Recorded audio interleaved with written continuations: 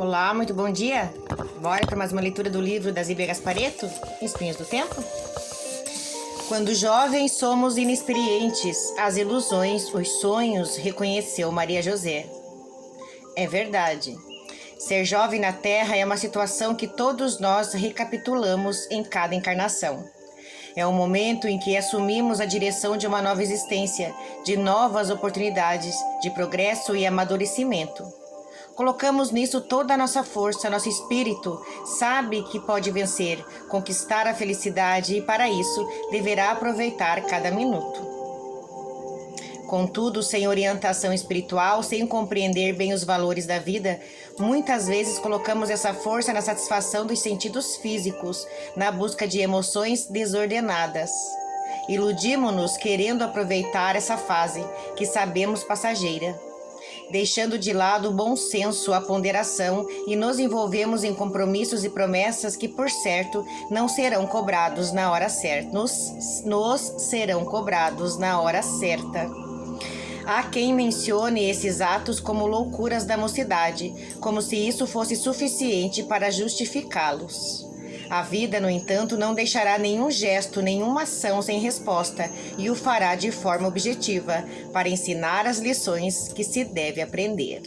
Tá? É interessante estudar essa parte nesse sentido, né? Às vezes a pessoa fala, mas naquela época eu era jovem, era inexperiente, né? Fiz todas essas burradas por causa disso.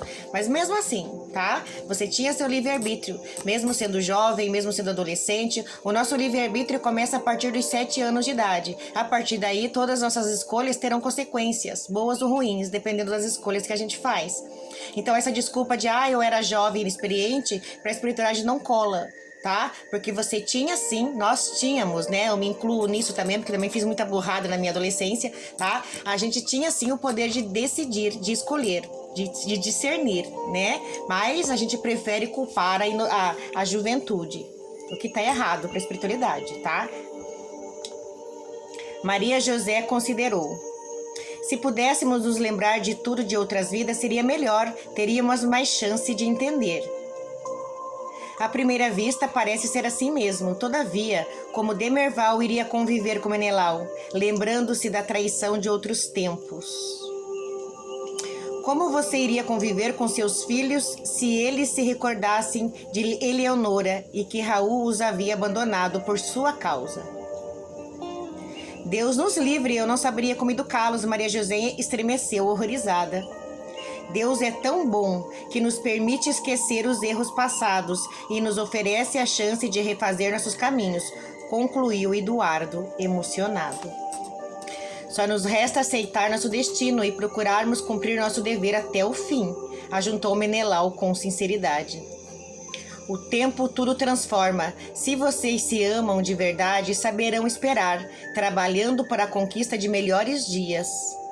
Tenho receio de não conseguir, declarou Maria José. Sinto-me tão só, depois como orientar meus filhos em meio a tantas dúvidas que ainda tenho, como conduzir os negócios sem a mão forte de um homem ao meu lado. Foi Menelau que respondeu com voz firme.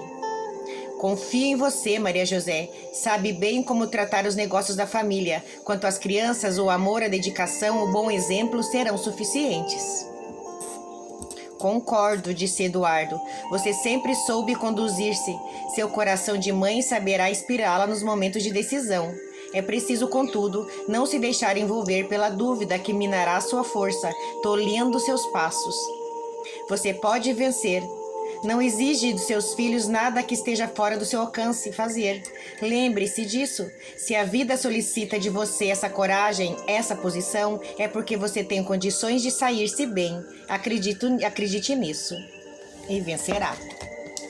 E realmente, muitas vezes a gente passa por situações, né, que a gente pensa, mas se tivesse um homem do meu lado, né, a gente tem essa mania de fazer isso, né, principalmente nós, né, nós que somos mães solos, né, que tivemos que criar e educar os nossos filhos sozinhas, tivemos a responsabilidade de arcar com tudo em relação a eles, estudo, problemas de saúde, orientação. Então, nós, mães solos, eu me coloco assim, porque eu também sou uma mãe solo, uma mãe que criou 3 filhos sozinha, e tinha época na minha vida que eu achava que eu não ia suportar. tanta responsabilidade. E até hoje, depois dos meus filhos criados, ainda tenho essa vigilância, né? De ver que eles estão bem, que eles não precisam de nada, de ter todo o cuidado, porque uma mãe solo, ela é responsável 2 vezes, né? Pela aquela criatura que pôs no mundo. E a gente se sobrecarrega realmente. E muitas vezes vem essa dúvida na nossa cabeça. Mas se o pai deles estivessem aqui? Se ele estivesse aqui para dividir essa responsabilidade, de se preocupar junto comigo, de orientar junto comigo, minha vida seria mais fácil, mais leve. Mas lembrando, né, a gente que é espírita, a gente sabe que nada na vida acontece por acaso, nada acontece sem um motivo, sem uma razão de ser. Se Deus permitiu que isso acontecesse, é porque nós somos capacitadas para isso. Mesmo no esgotamento, mesmo no cansaço, é um dia atrás do outro, é um dia após o outro, é um dia de cada vez, mas a gente consegue sim vencer, né?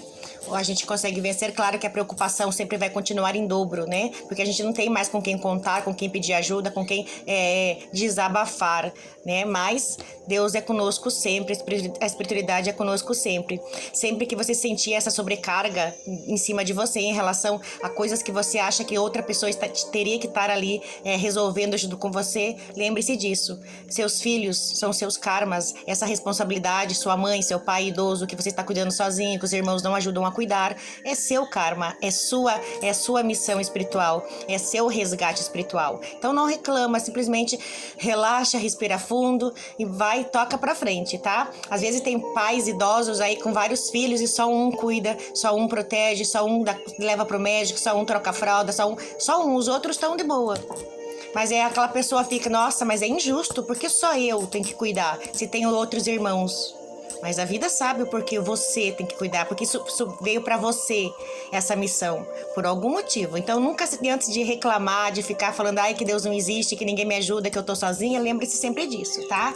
Nada nessa vida é por acaso. Se a carga ficou para você, a responsabilidade ficou para você, tanto de cuidar dos seus pais idosos ou dos seus filhos solo, é porque você tem que passar por isso, por algum motivo, tá? E o dia que você desencarnar, você vai chegar lá no astral de cabeça erguida, porque você fez a sua parte, fez bem feito, fez com amor.